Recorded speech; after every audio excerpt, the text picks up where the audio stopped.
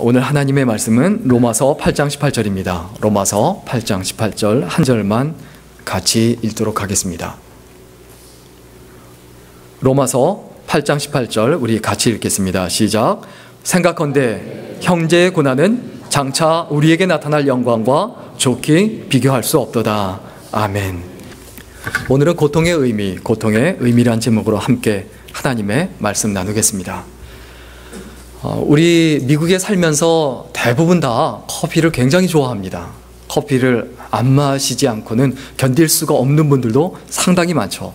저도 개인적으로 굉장히 커피를 좋아하는데 한국의 어느 연구기관에서 커피를 하루도 안 빼놓고 매일 한 잔 이상 마시는 1000명을 대상으로 조사를 했어요. 그래서 어떤 커피를 마시느냐에 따라 어떤 성격을 가지고 있느냐 분류를 했습니다. 그런데 이 분류를 해보니까 아주 좀 특이한 이렇게 현상이 나타나더랍니다. 블랙 커피를 좋아하는 사람은 좀 그 성격이 어떠냐 하면 솔직하답니다. 그리고 심플한 걸 좋아하고, 그리고 조용하고 분위기가 있고, 그리고 모든 것이 굉장히 단순하고 간결하다는 거예요. 혹시 블랙 커피 드시는 분, 맞다, 내 얘기다 그러실 수 있죠. 저도 개인적으로 블랙 커피를 좋아하는데, 예. 아니, 비웃으시는 것 같은데. 예. 그 다음에, 두 번째로 이제 커피 또 많이 마시는 게 에스프레소가 있죠. 그 원액, 액기스만 마시는 에스프레소. 이 에스프레소만 마시는 분은 리더십이 굉장히 강하대요. 그리고 일 중독자가 많고, 그리고 원하는 것을 얻기 위해서 자기가 어떻게 행동해야 되는지 아주 잘 알고 파악한대요. 그래서 본질과 핵심을 절대 놓치지 않는다는 거죠. 이런 분들이 에스프레소를 좋아한답니다. 그리고 이제 세 번째, 조금 안 좋으실 수 있는데 카페 라떼를 좋아하시는 분, 이분들은 좀 신경질적이랍니다. 그리고 거기다가, 그런데 자기가 예민하고 신경질적이다 보니까 이게 예의를 잘 갖춘대요. 무례하진 않대요. 그리고 문제는 뭐냐 하면 의사 결정을 할 때 굉장히 우유부단하대요. 거기다 우유를 넣어서 그런가 굉장히 우유부단하답니다. 실제로 제 아주 아끼는 아주 똑똑한 제자가 그 전에 한국의 그 대학에서 가르칠 때 있었는데, 이 친구가 항상 카페 라떼를 마셔요. 그런데 정말 우유부단해요. 밥을 같이 먹으러 가면 메뉴를 못 골라요. 그냥 속 터져 미치겠어요. 그냥 뭐라고 말도 못 하겠고 그냥 조용히 참고 기다리는 수밖에 없었는데, 지금도 그 친구하고 같이 밥 먹는다 그러면 또 복창 터져야 되는구나. 근데 이 친구가 의사 결정이 모호하지 않고 재빠르게 할 때가 딱 한 번 있습니다. 언제일까요? 예, 그렇죠. 역시 빠르시네요. 커피 시킬 때는 고민하네요. 카페 라떼 주세요. 그리고 나머지는 다 우유부단. 이런 어떤 특징들이 나타나기도 하죠. 그 다음에 또 카푸치노를 많이 드시는 분이 있죠. 카푸치노를 항상 드시는 분은 강박증이 있고, 또 강박증이 있기 때문에 통제하고 억제하는 것을 스스로 굉장히 잘하고요. 그리고 창의적이고 솔직하고, 그리고 좋은 친구를 잘 만들지만 좀 이렇게 상상력이 부족하고 이런 친구들하고는 좀 쉽게, 그런 사람들에게는 창의력이 없는 사람한테는 좀 실증을 느낀다고 합니다.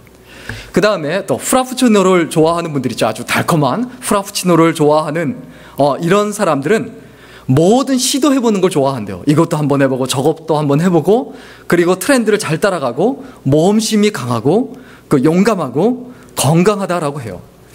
여기까지는 별로 해당이 안 된다, 나하고는 상관이 없다.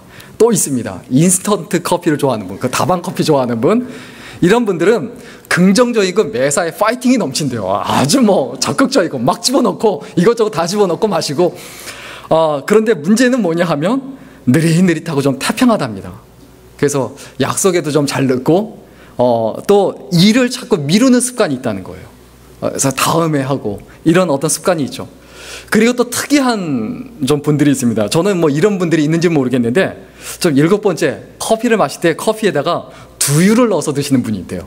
이 두유를 넣어서 드시는 분, 이런 분들은 좀 세심하고 꼼꼼하고 독불장군이고 자기중심적이다. 이거 보시고 두유 몰래 넣어서 드시는 분은 생기실 것 같은데, 우리가 살아가는 인생에서 커피를 마시는데도 뭔가 의미가 있습니다. 자기 성격이 나타나고요, 인생관이 나타나요. 세상에 살면서 나한테 내가 어떤 계속 루틴하게 반복이 되는, 계속 반복하는 어떤 그것들이 있습니다. 그것이 그냥 반복하고 있는 것이 아닙니다. 뭔가 의미가 있어요. 마찬가지입니다. 세상에 살면서 내 삶의 고통이, 우리의 삶의 고통이 끊임없이 다가옵니다. 그렇죠? 고통 끝날 수 있습니까? 죽을 때까지 고통이 다가옵니다. 그런데 그 고통에도 의미가 있어요. 또 이 커피 이야기에서 또 생각해 봐야 될 게 있습니다. 저 개인적으로 원래 다방 커피를 좋아했습니다. 엄청 좋아했습니다. 그 자판기에서 하루 6잔씩 뽑아서 마셨거든요. 지금 자판기 커피나 이런 다방 커피를 마시라고 하면 제가 속으로 뭐라고 할까요? 그게 커피냐? 뭐 이렇게. 전에는 뭐라고 생각했냐면, 다방 커피 마실 때는 어떻게 생각했습니까? 아메리카노나 블랙커피를 마시는 분들한테, 야, 돈 주고 아깝게 저 쓴 걸 왜 먹어? 도대체 이해가 안 돼. 근데 지금은 어떻게 됩니까? 지금은 다방 커피를 왜 마셔? 도대체 이해가 안 돼. 바뀌는 거죠. 우리의 삶에서 기억해야 될 게 있습니다. 다방 커피 마시다가, 달콤한 커피 마시다가 쓴 커피를 마시게 되는 그런 것도 변화가 일어나요. 마찬가지입니다. 우리의 인생에 씁니다. 아무리 쓰지만 그것이 달콤하게 느껴지고 진짜 필요하고 의미 있다고 느껴지면 오히려 그 고통을 좋아할 수도 있고, 그리고 긍정적으로 생각할 수 있다는 것을 잊어버리지 말아야 합니다. 여러분 삶에서 어려운 일이 있습니까? 여러분 삶에서, 우리들의 삶에서 그 어려움과 고통이 오히려 우리들한테 더 의미 있고 소중할 수도 있다는 사실을 잊어버리지 마시기를 주의 이름으로 간절히 축원합니다. 우리가 기억해야 합니다. 삶에서 고통이 있습니다. 그 고통은 뭘 의미하냐? 고통이란 것은 삶에 다가오는 힘든 일이 있고, 그리고 아픔이 있어요. 그런데 거기에다가 근심이 더해진 것, 그것을 고통이라고 합니다. 고통이 뭐라고요? 힘든 일이나 어려운 일이 있어요. 그리고 또 뭐가 있습니까? 아픔이 있어요. 그럼 어떤 몸이 아프다든가 이런 통증이 있을 수 있어요. 그런데 거기에다가 뭐가 더해지는 것이 고통이라고요? 근심. 내 삶의 고통에서 근심을 빼면 그냥 힘든 일이에요. 그냥 어려운 일일 뿐이에요. 그냥 아픈 것 뿐이에요. 그런데 그걸 가지고 고민하니까, 근심하니까 그게 뭐가 되는 거죠? 고통이 되는 거예요. 그러면 삶에서 이 부분을 분명히 기억해야 합니다. 힘든 일 피할 수 없습니다. 그죠? 밥 먹으려면 힘드셔야 합니다. 10분 먹기 위해서 1시간, 2시간 준비해야 합니다. 아니면 햇반 드시든가. 웃으실 줄 알았는데 아무도 안 웃으시네요. 우리가 힘든 일과 어려운 일을 피할 수가 없어요. 그리고 살다 보면 아픔을 피할래야 절대 피할 수가 없습니다. 그런데 뭐는 피할 수 있습니까? 고통은 피할 수 있어요. 고통은 선택이에요. 내가 근심하지 않으면 돼요. 염려하지 않으면 돼요. 그런데 우리가 계속 근심해요. 또 염려해요. 걱정해요. 지난주에 이제 한국 나이로 72세가 된 이건희 삼성그룹 회장이 쓰러졌습니다. 심근경색으로. 저 사진이 68세 때 사진입니다. 그거 보면 굉장히 아주 나이가 많이 들어 보여요. 그런데 심근경색으로 쓰러졌어요. 근데 골든타임 있죠. 그 사람을 살릴 수 있는 그 골든타임을 지켜서 8분 만에 병원으로 갔다고 하죠. 그래서 살렸는데 지금도 아직도 의식이 깨어나지 못하고 있다고 하죠. 그러면 이분이 온갖 좋은 거 다 먹습니다. 그죠? 전혀 요리사가 있어요. 나쁜 거 전혀 안 먹어요. 인스턴트 식품 먹습니까? 뭐 짜장면 이런 거 절대 먹지도 않을 거예요. 라면은 무슨 절대 안 먹을 겁니다. 그런데 온갖 좋은 거 다 먹고 온갖 좋은 골프라든지 운동은 다 합니다. 그리고 그 다음 사진 보시면 이분이 절대로 혼자 안 다녀요. 혼자 안 다니고 기본적으로 한 9명 정도가 같이 수행 비서들이 같이 다닌대요. 그 중에 최소한 기본적으로 의사가 2명이 있어요. 그리고 저기 이렇게 팔을 잡고 이렇게 잡아주는 분 있죠. 저분이 비서인데 저분은 뭐 하는 비서냐면 부축 전문 비서입니다. 그 다음 사진 보세요. 똑같은 분입니다. 안경을 꼈느냐 안 꼈느냐, 또 어떤 옷을 입었느냐, 항상 손을 잡아줘요. 저렇게 손을 잡아주는 이유가 뭡니까? 60이 넘어서부터 거동 자체가 불편해진 거예요. 굉장히 건강했어요. 굉장히 튼튼했어요. 그런데 부인은 저렇게 튼튼하고 예쁜데 저렇게 갑자기 푹푹 늙는 거예요. 왜 그럴까요? 왜 그럴까요? 근심이 많아서 그래요. 스트레스가 많아서. 여러분 스트레스 받지 마세요. 이 스트레스가 만병의 근원이에요. 그래서 나이가 점점 많이 들어 보이고 늙어가신 분들, 그리고 병에 자주 걸리는 분들, 병에 많이 걸리는 분들 보면 스트레스 굉장히 예민하고 스트레스를 굉장히 많이 받아요. 그리고 건강한 것 같다가도 어느 날 갑자기 쓰러집니다. 그래서 이 재벌 총수들 있죠. 한국의 그 그룹의 총수, 재벌 총수들의 그 평균 수명이 76세라고 해요. 지금 우리 교회에 76세 넘으신 분들 많으시잖아요. 그리고 이분들이 대부분 뭐 40대 돌아가신 분도 있고 재벌 총수인데, 그렇게 부자고 좋은 것만 먹고 가진 거 그렇게 많은데 왜 그렇게 제명에 가지 못하고 이렇게 빨리 죽고, 그리고 저렇게 병 가운데 고생하고 병치레하다가 이렇게 세상을 뜹니까? 근심이 많아서 그래요. 고민이 많아서 그래요. 또 그 다음 사진 보면은 또 이건희 회장이 또 걸어가는데, 저 한 분 저분은 참 특이합니다. 저 키 크고 저분 부축해 주는 분, 그냥 부축만 해주고 월급 받는 거예요. 참 저런 직업도 다 있습니다. 근데 저렇게 살면 뭐 합니까? 내가 어느 그룹의 회장이 되고 부자가 되고 부유하면 뭐 합니까? 자기 몸 하나 간수하지 못하고 언제 죽을지 모르는데, 우리가 날마다 하나님 앞에 기억해야 합니다. 우리의 삶에서 힘든 일이나 아픔은 피할 수 없지만 고통은 피할 수 있다. 어떻게 하면? 내 삶에 다가오는 스트레스와 근심을 해결하시면 됩니다. 그럼 스트레스와 근심을 어떻게 하면 해결할까요? 어떻게 하면 해결이 될까요? 이 고통과 스트레스와 근심이 어디서 오냐? 원인은 딱 하나입니다. 뭐냐 하면 집착이에요. 근심의 원인이 뭐라고요? 스트레스의 원인이 뭐라고요? 집착입니다. 이 집착은 두 가지 종류입니다. 하나는 뭐냐면, 원하는 일이 반드시 일어나야 돼요. 내 삶에서 내가 바라는 게 있어요. 그런데 그게 안 일어나요. 그게 안 돼요. 그러니까 그거에 매여서 그냥 계속 스트레스 받는 거예요. 또 반대죠. 또 반대로 또 어떤 겁니까? 원치 않는 일이 내 삶에서 일어나는 거예요. 야, 왜 내가 몸이 아파야 돼? 이런 어떤 집착. 이미 일어났는데 그거에 매달려서 계속 스트레스 받는 거예요. 이 집착의 종류, 우리가 일반적으로 집착하는 그런 것들 한번 생각해 봤으면 좋겠습니다. 나는 부자로 살아야 된다. 내가 부유해져야 된다. 내가 이것도 가져야 된다. 거기에 계속 집착하는 거예요. 그리고 또 뭡니까? 나는 좋은 직장 다녀야 된다. 내 자녀도 좋은 직장 다녀야 된다. 좋은 대학에 들어가야 된다. 집착입니다. 그리고 또 어떤 집착입니까? 주위의 사람들이 내 마음에 들어야 돼요. 주위의 사람들이 내 마음에 안 들면 거기에 매여서 계속 스트레스 받는 거예요. 계속 힘들고 계속 어렵고. 또 반대로 어떤 경우입니까? 다른 사람들과 내 삶에 갈등이 없어야 돼요.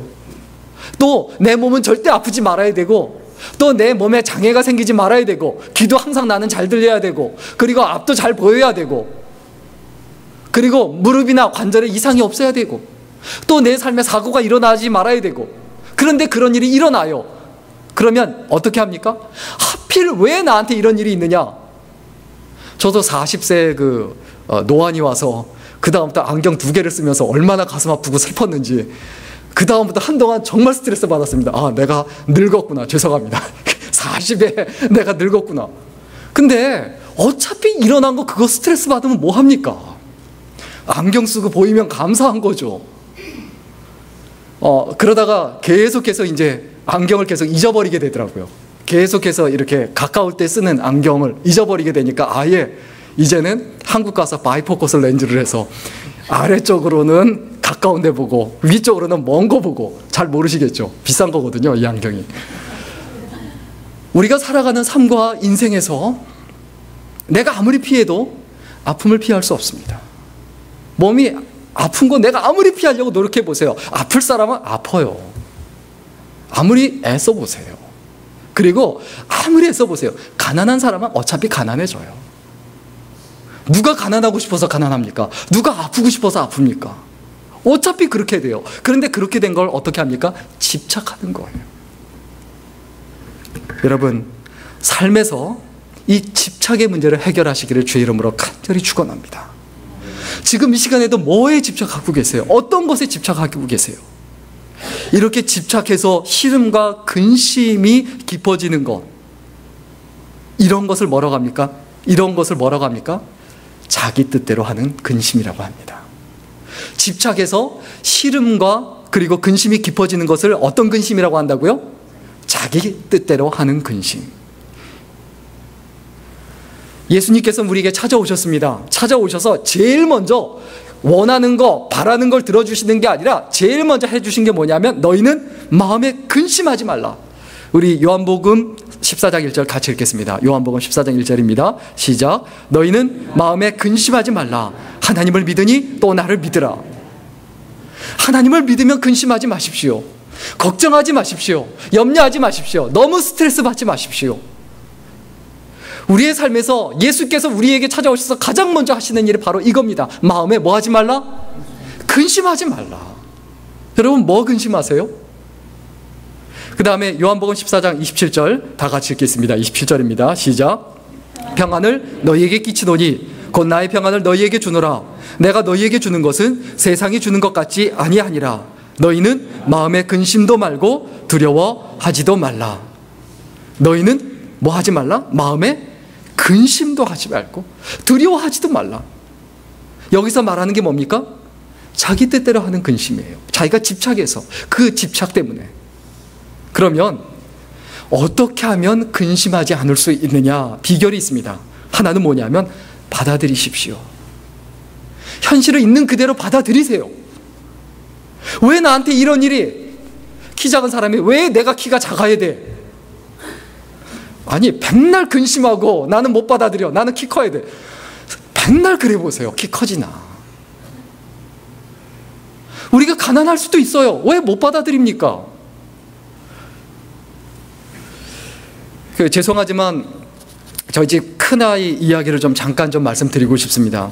어느 날 제 아내가 보니까 지 책상에 앉아서 막 울고 있더래요. 애가 갑자기 사춘기인데 울고 있으니까 이거 엄마 입장에서 심각하잖아요. 그래서 왜 그러냐 하고 물어보니까 우리들 말로 얘기하면 개똥철학 하고 있는 거예요. 참, 개똥철학 우리 사춘기 때 옛날에 많이 하죠. 뭐라고 말하냐면 막 울면서 자기 친구 중에 단기 기억장애, 숏 메모리, 그러니까 잠깐은 기억하는데 그 다음에 잊어버리는 거예요. 그래서 그것 때문에 아주 힘들어하는 애가 있대요. 그래서 걔가 공부를 못 한대요. 왜 하나님이 왜 걔를 그렇게 만들어 놔서 왜 걔를 그렇게 어렵게 하고 힘들게 만드느냐. 또 하는 이야기가 왜 아프리카나 이런데 가난한 아이들이 있는데 왜 그 아이들은 가난하게 해서 왜 힘들게 하고 어렵게 하느냐. 막 그런 얘기를 계속 하는 거예요. 그래서 엄마가 그 얘기를 듣다가 도저히 안 되니까 이제 저한테 데리고 왔어요. 그래서 그 얘기 하길래 그러냐. 그 친구 하는 얘기가 막 울면서, 그 친구래요. 제 아들인데 제 아들이 하는 이야기가 하나님은 잘못됐다는 거예요. 그렇게 하면 안 된다는 거예요. 하나님이 사랑이 많은 하나님인데 그 아이가 뭘 잘못했냐는 거예요. 자기 친구가 뭘 잘못했고 가난한 아이들이 뭘 잘못했냐는 거예요. 근데 그래서 제가 이런 얘기를 했습니다. 그래, 숏 메모리 가지고 있는 거 그럴 수 있다. 근데 그게 왜 문제가 되느냐? 잊어버리는 거 그게 왜 문제가 되냐? 잊어버릴 수도 있지 않느냐? 그리고 가난한 아이 가난할 수도 있지 않느냐? 그게 왜 문제가 되느냐? 그냥 가난하게 그냥 살면 되는 건데 왜 꼭 부자로 살아야 되느냐? 왜 머리가 좋아서 IQ가 150되고 180 돼서 머리가 팍팍 돌아가서 한 번만 읽으면 싹 외워지고 다시는 안 잊어버리고 그래서 공부도 안 하고면서도 굉장히 공부를 잘하고 왜 꼭 그래야 되느냐? 성경에 그게 잘못됐다고 말하고 있느냐? 그래서 또 그 얘기했습니다. 저도 옛날에 키 가지고 고민을 좀 했으니까 그렇게 작은 쪽도 아닌데 중간 정도지만은 키가 더 컸으면 좋겠다는 그런 것 때문에. 그런데 또 그 얘기를 했죠. 키가 좀 작으면 어떠냐? 그게 하나님의 기준이냐? 사람이 만들어 놓은 기준이다. 왜 그것 때문에 세상의 가치관 때문에 왜 가난하다는 것 때문에 힘들어야 하고 키가 작다는 것 때문에 힘들어야 하고 그리고 또한 내가 머리가 좋다는 거 좋지 않다는 거 이것 때문에 내가 힘들어야 되고 내가 머리가 좋다는 이유로 왜 내가 잘난 척 해야 되고 그리고 그런 사람들 옆에서 내가 왜 주눅들어 살아야 되느냐? 그거 잘못된 거다. 하나님은 누구에게나 어떤 상황에든 행복할 수 있도록 해주셨고 평안할 수 있도록 해주셨다. 그런데 세상 사람들의 가치관과 기준에 집착하고 있으면 그거 가지고 있으면 계속해서 힘들 것이다. 자, 부자가 굉장히 고통스러워합니다. 왜 그렇습니까? 자기가 가지고 있는 부를 지키기 위해서. 그리고 또 고통스러워합니다. 왜요? 더 부자가 되기 위해서. 자, 공부 때문에 자살하는 아이 있습니다. 공부 때문에 자살한 아이가 공부 못한 아이들이 자살합니까? 1등 하던 아이가 2등 했다고 자살하잖아요. 그러니까 받아들이면 그게 별거 아닌데 내가 왜 꼭 1등을 해야 되고 내가 왜 꼭 경쟁에서 이겨야 되고 이런 어떤 집착이 있어요. 우리가 있는 그대로 현실을 그대로 받아들일 줄 알아야 합니다. 그렇지 않으면 끊임없이 나는 절대 이럴 수 없어. 진짜 문제가 있는데 그 문제에 집중하지 못하고 문제가 아닌 것을 문제로 여기는 거예요. 가난한 것이 문제가 아니고요. 남들과 나누지 않는 것이 진짜 문제입니다. 진짜 문제는 뭡니까? 불의한 것, 억압하는 것, 착취하는 것, 잘난 척하는 것, 교만한 것, 오만한 것, 하나님을 찾지 않는 것. 그리고 가진 사람이 못 가진 사람을 무시하는 것. 그리고 반대로 내가 가난하다고 해서 다른 사람을 부러워하고 그냥 그게 선망이 돼서 그게 인생의 목적이 돼서 그것을 위해서만 살아가는 것. 이런 것들이 더 문제이지 않습니까? 우리가 하나님 앞에 진짜 문제가 무엇인지를 냉정하게 정확하게 생각해 봐야 합니다. 받아들일 거 받아들여야 합니다. 인정할 거 인정해야 합니다. 그것은 나쁜 것이 아닙니다. 그냥 내 현실일 뿐이고요. 그 다음에 두 번째 비결이 있습니다. 이 근심을 해결하는 비결. 두 번째는 뭐냐 하면 내려놔야 돼요. 내가 정말 이랬으면 좋겠다, 저랬으면 좋겠다. 끝까지 그것을 매달리고 그리고 집착을 하는데 예수 그리스도께서 하나님께서 우리에게 뭐라고 말씀하십니까? 베드로전서 5장 7절 같이 읽겠습니다. 베드로전서 5장 7절입니다. 시작. 너희 염려를 다 주께 맡겨버리라. 이는 저가 너희를 권고하심이니라. 너희 염려를 다 어떻게 해라? 주께 맡겨버리라. 맡기라는데 왜 안 믿깁니까? 그래서 농담하다가도 실제로 그런 이야기 많이 하죠. 그냥 힘든 일이 있고 어려운 일이 있어요. 그래서 교회 와서 주여 하고 울며 불며 내 남편이 어때요? 뭐 내 남편이 낭비벽이 심해요. 뭐 내 아내가 다이아몬드 사달라는데 루이비통 가방 사달라는데 이거 어떡해요? 뭐 예를 들면 막 고민하고 막 그냥 막 울며 불며 그것 가지고 기도하진 않겠지만 하여튼 그런 부류의 고민을 가지고 막 기도해요. 기도한 다음에 다 내려놓은 다음에 그 다음에 새벽 기도 끝나고 돌아가면서 어떻게 한다고 하죠? 그 고민들을 다 주워갖고 다시 가져간다고 하고 다음날 새벽에 또 가져오고. 왜 그렇게 사냐는 거예요. 왜? 하나님께 기도했으면 맡겼으면 내려놓고 하나님 앞에 담대하게 살아갈 수 있어야 되죠. 시편 55편 22절에도 같은 말씀이 있습니다. 우리 같이 읽겠습니다. 시편 55편 22절입니다. 시작. 내 짐을 여호와께 맡겨버리라. 너를 붙드시고 의인의 요동함을 영영히 허락지 아니하시리로다. 내 짐을 어떻게 해라? 여호와께 맡겨버리라. 맡겨버리라. 우리는 하나님께 맡기고 하나님께 내려놓는 법을 배워야 합니다. 다시 싸갖고 집에 돌아가는 것이 아니고 내가 기도했다면 더 이상 근심하지 말고 염려하지 말고 자기의 뜻과 자기 의지를 위해서 자기 욕망을 위해서 집착해서 고민하거나 근심하지 말라는 겁니다. 근데 문제는 받아들이고 내려놓는 게 여러분 잘 되세요? 안 되세요? 안 되니까 문제죠. 그게 되면 얼마나 좋겠습니까? 저도 설교하면서 저도 계속 속으로 이런 생각 듭니다. 지는 잘하고 있나? 그러니까 저에 대해서 나도 못하는데 야 내가 이거 설교 이렇게 해도 되나? 그런데 비결이 있습니다. 비결이 있습니다. 근심하십시오. 무슨 얘기입니까? 하나님의 뜻대로 하는 근심을 하라는 거예요. 근심을 하라는 거예요. 내가 더 큰 것을 위해서 하나님 나라를 위해서 걱정하는 사람이 아내하고 티격태격한 거 그거 가지고 근심 안 합니다. 큰 걱정과 큰 염려를 하는 사람은 작은 것 때문에 스트레스 안 받습니다. 어차피 근심하며 살아가야 됩니다.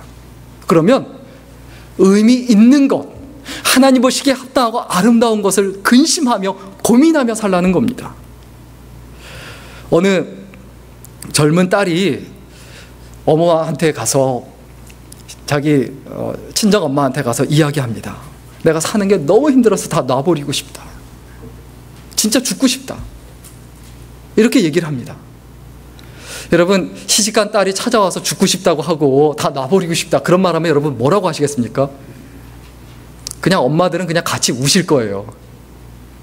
같이 우실 거예요. 아빠들은 어떻게 할까요? 이런 못난 XX 가!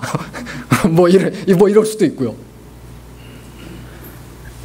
근데 이 엄마가 상당히 친정엄마가 지혜로운 엄마였던 것 같습니다. 갑자기 주방으로 가더니 냄비 3개에다가 물을 담아서 끓이기 시작합니다. 그래서 물을 끓이기 시작하는데 첫 번째 냄비에다가는 당근을 집어넣었어요. 두 번째 냄비에다가는 달걀을 집어넣습니다. 세 번째 냄비에다가는 커피를 집어넣었어요. 그래서 당근을 집어넣었는데 딱딱했는데 뜨겁게 삶자 그게 어떻게 됩니까? 당근이 흐물흐물해지더라는 거예요. 그 다음에 달걀은 어떻게 됩니까? 깨보면 흐물흐물했는데 그게 딱딱해지더라는 거예요.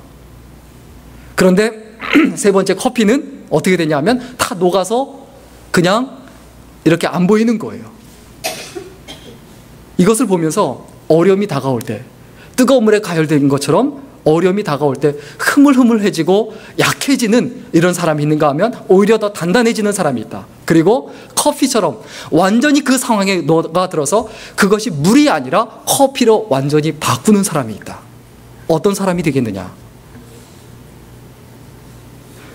여러분, 우리는 근심하는 것에 녹아들게 돼 있어요. 어떤 것에 녹아들게 돼 있다고요? 근심하는 것. 돈 때문에 근심하는 분은 돈에 완전히 녹아들어서 그냥 돈밖에 모르게 되는 거예요. 여러분, 무엇에 근심하며 살기를 원하십니까? 근심을 선택하십시오. 그래야 삶의 스트레스와 고통과 어려움이 해결이 됩니다. 근심하지 않으려고 신앙생활 하지 마십시오. 근심하려고, 고민하려고 신앙생활 해야 합니다. 우리가 어려움을 만나고 힘든 일을 만났을 때 내가 어떤 것을 선택할 것인가? 하나님의 뜻대로 하는 근심을 선택하시기를 주의 이름으로 간절히 축원합니다. 첫 번째 종류의 근심은 자기 뜻대로 하는 근심이 있습니다. 두 번째 종류의 근심은 하나님의 뜻대로 하는 근심이 있습니다. 누구의 뜻대로 하는 근심이 있다고요? 하나님의 뜻대로 하는 근심. 우리 고린도후서 7장 10절 같이 읽겠습니다. 고린도후서 7장 10절입니다. 같이 읽습니다.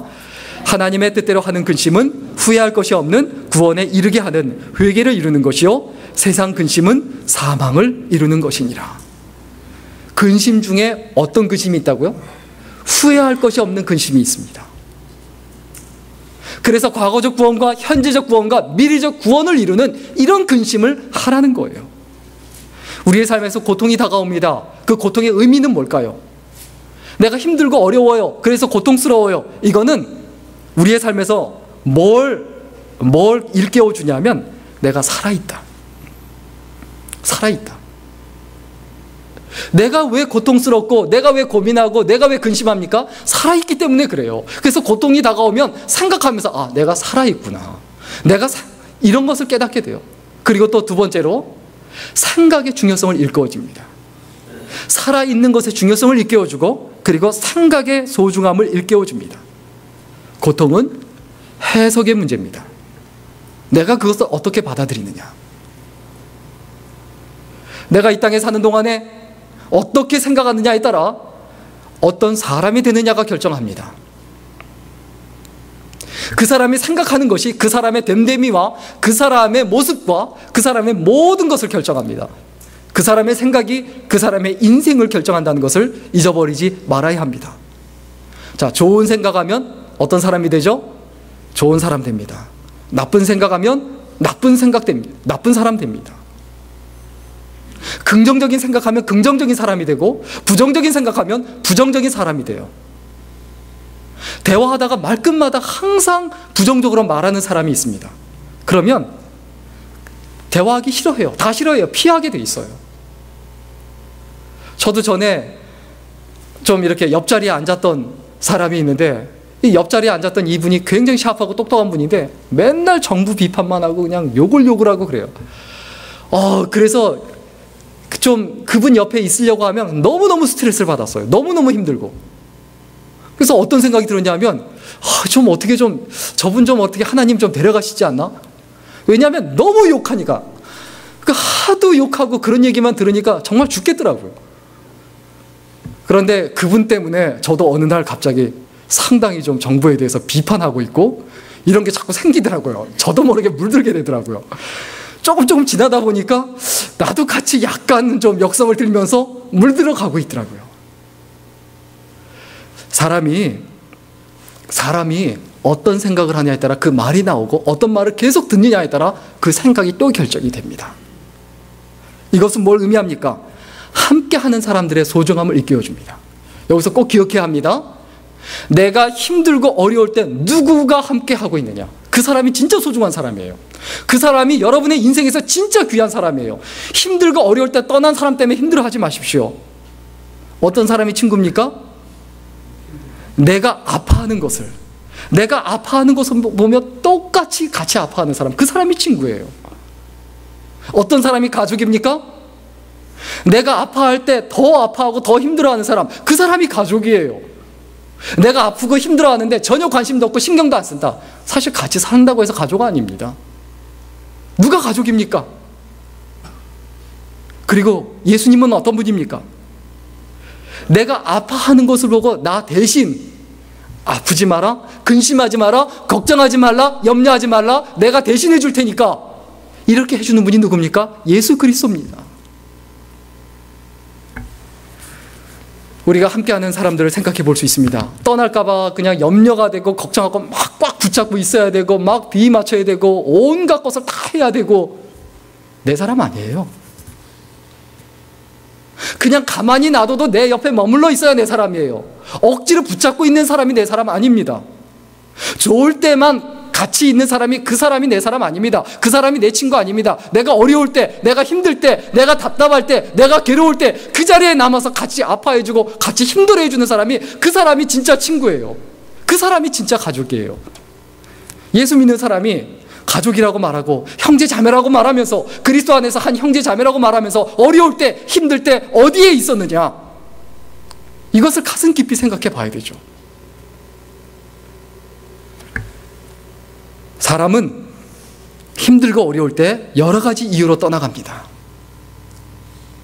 자기 자신의 아픔 때문이기도 하고, 다른 사람이 아픈 걸 보면서 나까지 아파질까 봐 자기 삶도 감당하기 힘드니까 떠날 수도 있고, 다 떠날 수도 있습니다. 그러나 분명한 것, 정말 소중한 사람은 자기가 아무리 아프고 아무리 힘들어도 절대 떠나지 않습니다.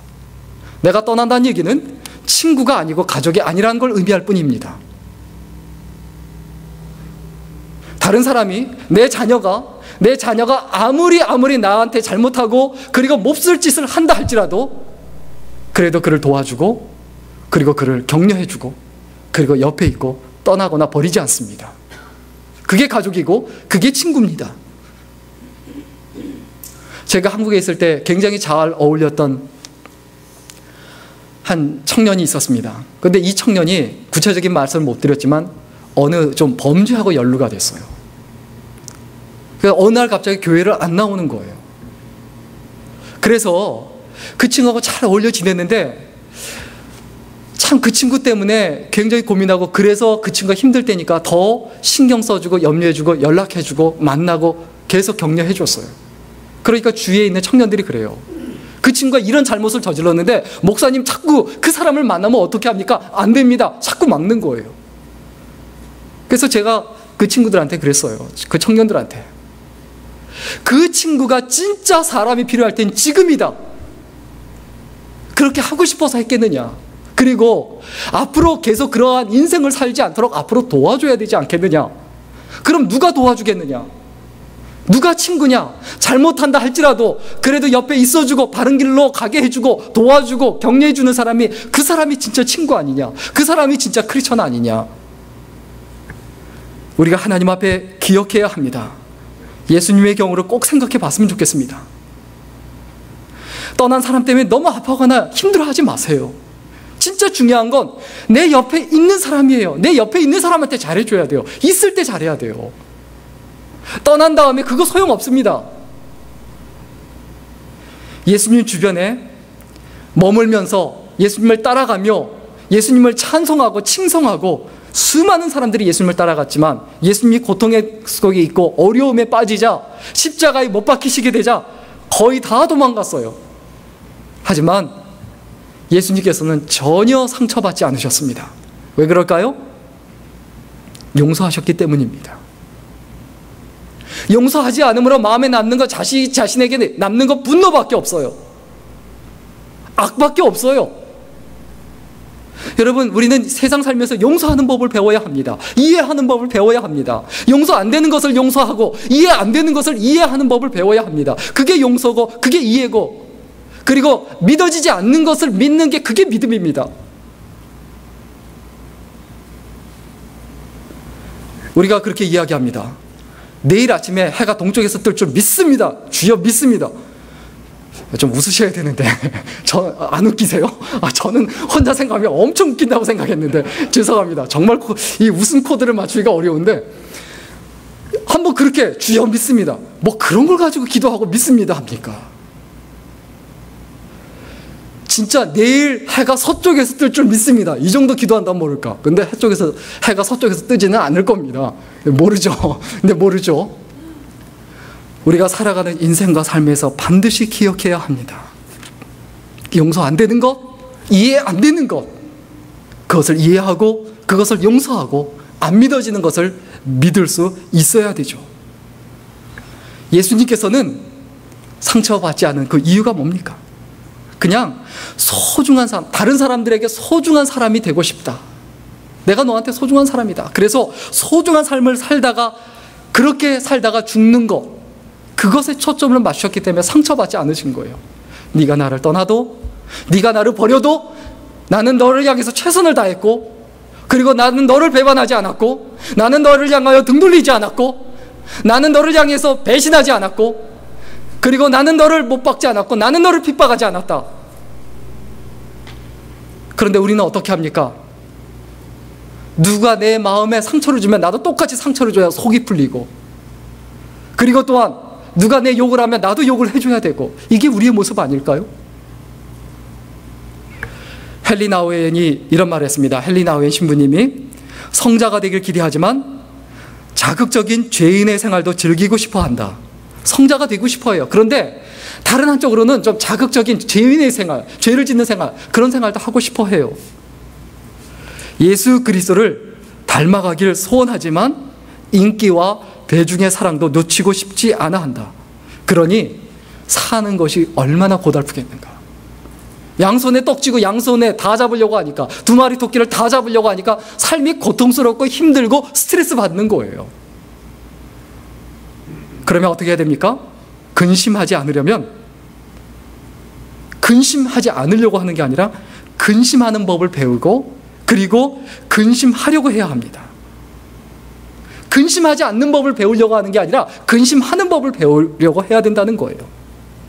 특별히 그러면 우리가 어떤 것을 근심해야 합니까?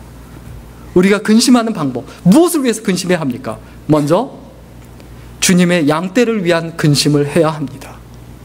우리 에스겔 34장 8절 같이 읽겠습니다. 에스겔서 34장 8절입니다. 같이 읽겠습니다. 시작. 내 양의 무리가 노략거리가 되고 모든 들짐승의 밥이 된 것은 목자가 없음이라. 내 목자들이 내 양을 찾지 아니하고 자기만 먹이고 내 양의 무리를 먹이지 아니하였도다. 우리가 이 땅에 사는 동안에 우리 모두는 그리스도의 제자입니다. 결국 믿음이 자라나면 우리는 주님의 양떼를 돌보는 사람이 돼야 돼요. 여러분, 뭐가 걱정이 되세요? 다른 예수 믿는 사람, 신앙이 없는 사람, 저 교회에 빈자리가 있다, 오늘 안 온 분들이 있다, 그러면 어떻게 됩니까? 그분들한테 전화하고 연락하고 왜 안 왔지 관심 갖고 기도해주고 무슨 일 있었냐고 하고 이렇게 관심을 가져야 되는데, 삶의 모습을 보면 어떻습니까? 오든지 말든지, 가든지 말든지, 같이 있다가 나 갈게 그러면 가든지 말든지. 우리는 주님의 양떼를 위해서 근심하고 고민할 줄 알아야 됩니다. 뭐가 근심되고 뭐가 걱정이 되세요? 한 영혼보다 더 귀하고 소중한 것이 어디 있습니까? 그 다음에 두 번째로 우리가 근심해야 될 게 있습니다. 주님의 몸된 교회를 위해서 근심할 줄 알아야 합니다. 우리 사도행전 20장 28절 같이 읽겠습니다. 사도행전 20장 28절입니다. 너희는 자기를 위하여 또는 온 양떼를 위하여 삼거라. 성령이 저들 가운데 너희로 감독자를 삼고 하나님이 자기 피로 사신 교회를 치게 하셨느니라. 하나님이 무엇으로 자기 교회를 사셨다고요? 자기 피로 사신 교회, 주님의 몸인 교회, 그 교회를 걱정하고 염려할 수 있어야 되죠. 여러분, 교회 걱정하세요?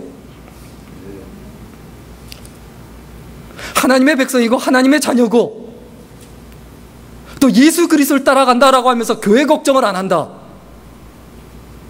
우리 스스로 진지하게 심각하게 생각해 봐야 합니다. 그 다음에 세 번째로 우리가 해야 할 근심이 있습니다. 그건 뭐냐면 주님의 나라를 위한 근심입니다. 하나님의 나라. 데살로니가후서 1장 5절 같이 읽겠습니다. 데살로니가후서 1장 5절입니다. 시작. 이는 하나님의 공의로운 심판의 표요 너희로 하여금 하나님 나라에 합당한 자로 여기심을 얻게 하려 함이니 그 나라를 위하여 너희가 또한 고난을 받느니라. 우리가 왜 고난을 받습니까? 하나님의 나라를 위해서. 왜 우리가 근심해야 합니까? 하나님 나라를 위해서. 왜 우리가 고통을 당해야 합니까? 하나님의 나라를 감당할 수 있는 사람이 되기 위해서예요. 우리가 무엇을 근심하고 무엇을 걱정하고 무엇을 염려해야 됩니까? 하나님 나라를 위해서, 하나님의 다스림과 통치를 위해서 고민하고 걱정하고 염려해야 되죠. 세상 사람들이 어떻게 보든지, 세상 사람들이 어떻게 말하든지 여러분 가야만 하는 길을 가십시오. 그럼 됩니다. 세상 사람들이 뭐라고 말하든지, 사람들이 뭐라고 말하든지 그냥 내가 해야만 하는 일, 하나님 앞에서 해야만 하는 일 하면 됩니다. 세상 사람들의 가치관 때문에, 그리고 사람들의 눈치 때문에, 사람들 눈치 보느라 인생 낭비하고 허비하지 마십시오. 스트레스 받고 병 걸리지 마십시오. 뭐 하려고 사람 눈치 보고 세상의 가치관 때문에 내가 힘들어하고 아파하고 괴로워해야 합니까? 아무것도 아닌 것 가지고. 우리 마태복음 6장 33절 같이 읽겠습니다. 마태복음 6장 33절 말씀입니다. 너무너무 중요한 말씀입니다. 같이 읽겠습니다. 시작. 너희는 먼저 그의 나라와 그의 의를 구하라. 그리하면 이 모든 것을 너희에게 더하시리라. 너희는 먼저 하나님의 나라와 하나님의 의를 구하라. 그럼 돼요. 나머지 하나님께 맡기면 돼요. 마지막 한 가지 이야기만 하고 마치겠습니다. 어느 지방의 한 교도소에서 재소자 체육대회가 열렸습니다. 처음 있는 일이에요. 이 교도소에 있는 사람들 중에 20년 이상 된, 그 안에 20년 이상 된 사람들과 그리고 또 모범수들을 포함해서 모범수들만 이렇게 골라서 좀 운동장에서 재소자 체육대회를 하는데 가족들을 초청을 했어요. 그래서 오래간만에 정말 볼 수 없는 가족들을 만나고 그리고 부둥켜 안고 이런 어떤 시간을 마련을 했습니다. 그래서 체육대회를 하는데 각 작업장에서 일하고 이런 어떤 파트별로 나눠서 이렇게 체육대회라고 막 하는데 그 재소자 체육대회의 하이라이트는 제일 마지막 시간에 자기 부모님을 업고 달리기 하는 거예요. 그게 하이라이트죠. 그런데 부모님을 업고 달려야 되는데 충격적인 것은 갑자기 숙연해지더니, 그렇게 좋아하더니, 그렇게 깔깔 웃고 신나하더니 갑자기 숙연해지더니 아무도 출발을 안 해요. 그냥 부모님을 업지 못하고 그냥 서서 그냥 울기만 하고, 그리고 업은 사람도 빨리 뛰는 게 아니라 천천히 걸어가요. 왜 그럴까요? 그 달리기가 끝나면 부모님과 더 이상 함께 있을 수 없기 때문입니다. 우리는 너무 1등 하는데 목숨을 걸어요. 너무 앞서가는데, 너무 빨리 끝내는데 목숨을 걸어요. 그러나 우리가 중요한 건 뭡니까? 내가 사랑하는 사람과 함께 있다는 것, 예수 그리스도와 함께 있다는 것, 내가 사랑하는 가족과 함께 있다는 것, 사랑하는 교우들과 함께 있다는 것, 이것보다 더 중요한 것이 어디에 있습니까? 그런데 그것을 놓치고, 내게 삶에서 가장 인생에서 소중한 예수 그리스도를 놓치고, 내 가족을 놓치고, 교우들을 놓치고, 더 부자가 되기 위해서, 더 많은 것을 가지기 위해서, 내 방법대로 내 욕심대로 살기 위해서 목숨을 걸고 다른 것을 다 버린다는 거예요. 우리가 하나님 앞에 분명히 기억해야 합니다. 우리에게 중요한 것은 지금 누구와 함께 있느냐, 그것이 가장 중요합니다. 오늘 말씀 정리하고 마치겠습니다. 좋아하는 것을 쫓아다니면 결국 허무함만 남습니다. 다 사라져요. 내가 좋아하는 것. 공허합니다. 아무리 예쁜 옷도 언젠가는 못 입게 돼요. 그리고 내가 아무리 재산을 모아도 언젠가는 쓸 수 없게 되고, 그것 때문에 사단이 난다고 하죠. 그것 때문에 전쟁이 나고 가족들 간에 싸우고 난리가 날 수 있어요. 내가 좋아하는 것만 쫓아다니면 허무함만 남습니다. 공허해집니다. 공허한 인생이 돼요. 인생의 마지막에 정말 공허해져요. 헛살았다는 생각이 들어요. 그리고 내가 원하는 것만 쫓아다니면, 내가 바라는 것만 쫓아다니고 싫어하는 건 피하고 원하는 것만 쫓아다니면 내 삶에서 부끄러움만 남아요. 하나님 앞에 섰을 때, 야, 너 뭘 그렇게 쫓아다니며 살았느냐? 쓸데없는 것만 그렇게 열심히 쫓아다녔느냐? 내 삶이 부끄러움이 됩니다. 그러나 우리의 인생에서 중요한 건 뭡니까? 내가 예수 그리스도를 쫓아다니면 내 삶 자체가 하나님의 영광이 됩니다. 내 삶이 고통스럽든 어렵든 괴롭든 내가 예수 그리스도를 쫓아다닐 때 내 삶에서 남아있게 되는 것, 내가 생명 다하는 그날까지 하나님께 영광을 돌렸습니다. 하나님을 높여드렸습니다. 라는 그 고백이 남게 된다는 것을 분명히 기억하고 믿음으로 예수 그리스도를 따라가는 귀한 인생, 소중한 인생이 될 수 있기를 간절히 주의 이름으로 축원합니다.